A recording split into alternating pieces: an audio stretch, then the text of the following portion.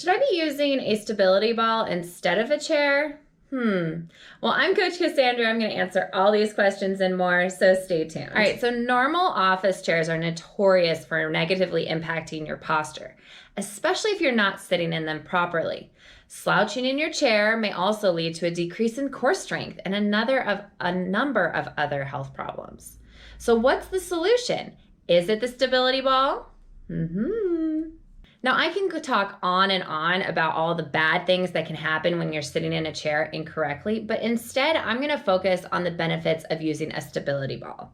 All right, so first up, you're going to actually burn more calories sitting on a stability ball rather than an office desk chair. And that's simply because you tend to move around a little bit more. And you can move around a little bit more easily in a stability chair rather than an office chair.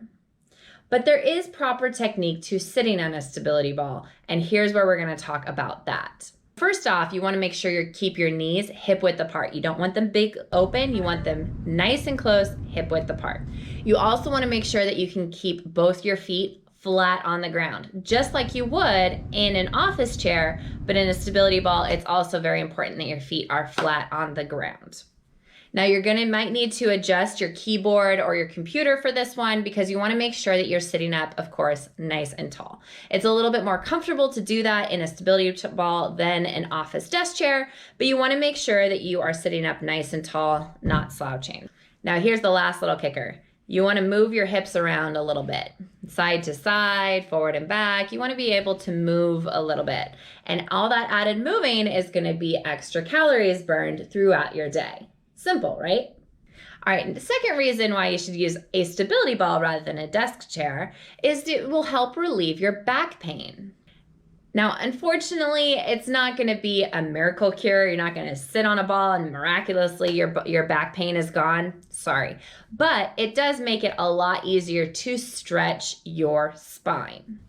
Now, a couple of options is a side stretch, and that you're going to just sit up straight, spread your legs a little bit wider than hip width apart.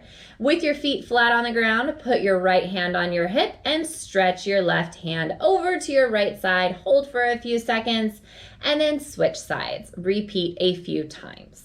Then there's also the spinal rotation, and for this one, while sitting straight up on the stability ball, bring your palms together at your chest so your fingers are pointing upward while keeping your head centered with your palms, and without moving your hips, rotate your body to the right, hold for a few seconds, and then go the other direction and repeat that a few times. Now, last up is the one that feels really good on your back, and it makes it so much easier to do this on the ball rather than a desk chair. So you're going to start by sitting on the exercise ball with your arms to your side and slowly walk your feet out while leaning back.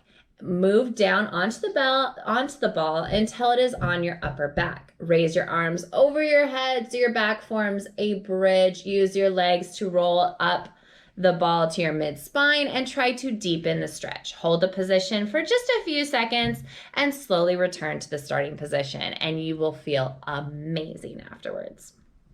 All right, so my third reason to use a stability ball is it will help you tone your core muscles. Now, just like the back pain, it won't miraculously tone your core. You have to use the ball and you have to move around. Now, while you're just simply doing your work, make sure you're doing little circles with your hips, okay? You don't have to move your upper body very much. You just want to do little circles with your hips, both directions. And it's very easy to do that while you're working. You can also be scooting forward and backwards, side to side. But if you have a chance and you have a 10-minute break, you can do a couple core exercises that don't require any equipment except for your ball. So a couple of exercises you can do during your break is the plank with the forearm on the ball. So you just do a regular plank that you would do on the floor, except that your forearms are on the ball. You can also do a ball squat. So just picking up the ball and just performing a couple squats. And lastly, another great exercise to do is just by simply sitting on the ball, rolling yourself down a little bit so where the ball is on your lumbar spine, and just do a couple crunches. And all these exercises can be done super quickly, and it doesn't require a lot of space or any equipment other than the ball. And you can work in a couple times every day of just doing a couple exercises, maybe just one or maybe all three, throughout your day, and you will build a nice, strong core. Another benefit is that you will breathe better. Now, when you're slouched over, your lungs are a bit shortened, so you can't breathe as much air as you can if you're sitting upright. So when you're sitting on one of these stability balls, your posture is naturally going to be better, and therefore you'll be able to breathe better. Now, one study actually found that when sitting posture maintained a neutral low back curve, people had much greater air capacity and overall improved lung function. So as long as you're using the stability ball properly and you are sitting in a neutral sitting position, it can help you breathe better. So my last reason why you should sit on a stability ball rather than a desk chair is that it can induce the inspiration to stretch. Now, maybe it's just me, but it's rather difficult to sit on a stability ball without taking a break or two during the day to stretch out and relieve some tension. And just by having that piece of exercise equipment, it really inspires me mentally on like a subconscious level to get up, walk around, stretch out, move around, and just get the blood flowing. So I find that it's actually a subconscious motivator to get up and move around. So those are my tips for you. Have a wonderful day, and I will see you next time.